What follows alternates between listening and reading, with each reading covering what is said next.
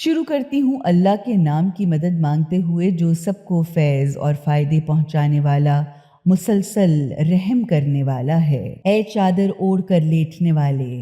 اٹھیے اور لوگوں کو برے کاموں کے برے انجام سے ڈرائیے، یعنی غافلوں کو خدا کی طرف بلائیے اور اپنے پالنے والے مالک کی بڑائی کا چرچا کیجیے اور اپنے کپڑے پاک رکھیے اور گندگی یا نجاست سے بچتے رہیے اور زیادہ فائدہ حاصل کرنے کے لیے احسان نہ کیا کیجیے، یعنی کسی سے زیادہ فائدہ حاصل کرنے کے لیے اس کے ساتھ نیکی نہ کیجیے، بلکہ بے غرض اللہ کے لیے نیکی کیجیے، یعنی یہ کہ لوگوں پر احسان نہ جتائیے اور اپنی نگاہ میں اپنے اچھے کام کو کبھی زیادہ نہ سمجھیے اور اپنے پالنے والے مالک کی خاطر صبر و برداشت سے کام لیجیے، کیونکہ جب سور پھونکا جائے گا تو وہ دن بڑا ہی سخت دن ہوگا۔ حق کے منکر کافروں پر وہ کوئی معمولی یا ہلکا دن نہ ہوگا۔ خوب اچھی طرح سے نمٹنے کے لیے مجھے اور اس شخص کو چھوڑ دو جسے میں نے بالکل اکیلا پیدا کیا، پھر اس کو بہت سا پھیلا ہوا مال دیا، نیز اس کو بیٹے بھی دیے جو ہر وقت اس کی خدمت میں حاضر رہتے ہیں، پھر ہر طرح کی آسانیوں اور آسائشوں کا سامان بھی فراہم کر دیا، یعنی اس کے لیے حکومت اور اقتدار کی راہ بھی ہموار کر دی۔ اس پر بھی وہ لالچ رکھتا ہے کہ میں اسے اور زیادہ دوں، ہرگز نہیں۔ وہ ہماری باتوں، دلیلوں، نشانیوں اور آیتوں سے جان بوجھ کر دشمنی کرتا ہے تو میں اسے جلد ایک سخت چڑھائی پر چڑھاؤں گا، یعنی عنقریب اسے بہت سخت سزا کے راستے پر لے جاؤں گا۔ اس ولید کمبخت نے سوچا اور اندازہ کیا کہ کیا بات کہے، اس پر خدا کی مار ہو کہ اس نے کیسا غضب کا اندازہ کیا۔ ہاں، پھر خدا کی مار ہو اس پر کہ اس نے کیسا برا اندازہ کر کے کیسی بات بنانے کی کوشش کی۔ پھر اس نے غور سے لوگوں کو دیکھا، پھر اس نے اپنا منہ بنا کر سکیڑا اور نفرت بھری صورت بنائی، پھر پیٹھ پھیر کر پلٹا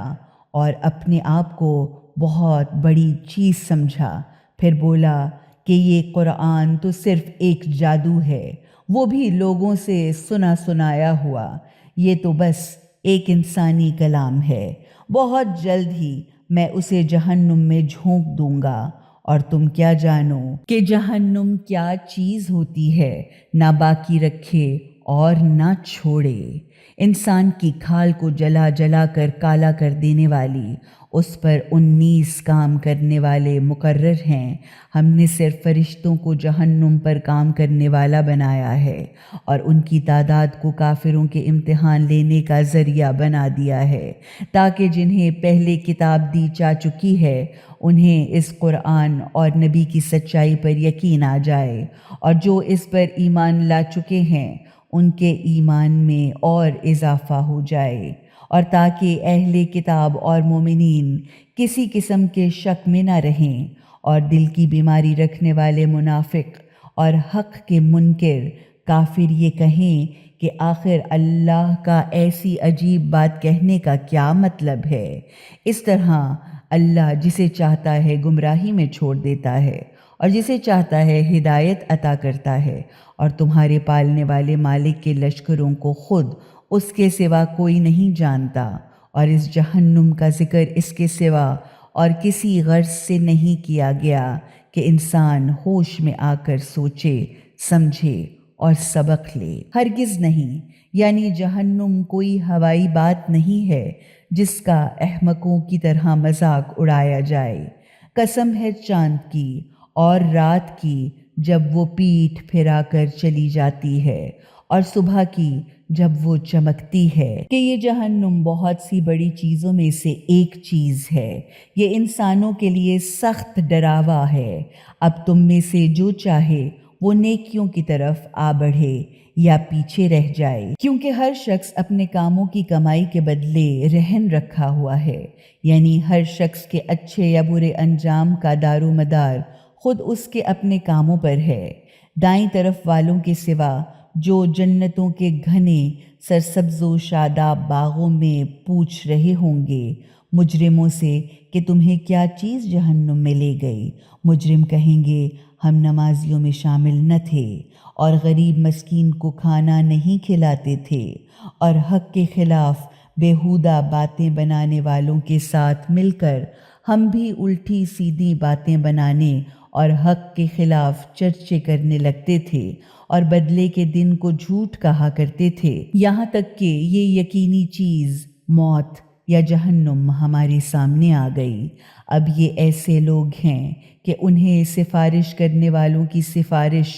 کچھ فائدہ نہ پہنچائے گی۔ آخر ان لوگوں کو کیا ہو گیا ہے کہ وہ ایسی زبردست نصیحت سے بھی منہ موڑ رہے ہیں جیسے وہ جنگلی گدھے ہیں جو کسی شیر سے ڈر کر اور بدک کر بھاگ کھڑے ہوں، بلکہ ان میں سے ہر ایک یہ چاہتا ہے کہ خود کو براہ راست کھلی ہوئی کتابیں اتار کر دی جائیں۔ یہ ہرگز نہیں ہوگا، بلکہ اصل بات یہ ہے کہ وہ بعد میں آنے والی زندگی کی سزا سے نہیں ڈرتے۔ ایسا احمقانہ مطالبہ ہرگز نہیں پورا کیا جائے گا۔ یہ قرآن تو ایک نصیحت اور سبق ہے، جو چاہے اسے یاد رکھے اور سبق سیکھے، اور وہ نہ تو یاد رکھیں گے اور نہ سبق لیں گے جب تک کہ اللہ کو منظور نہ ہوگا، یعنی ان کی ضد اور احمقانہ مطالبات کی وجہ سے اللہ کی توفیقات ان کے شامل حال ہونے والی نہیں۔ اس لیے وہ نہ تو قرآن کو یاد رکھیں گے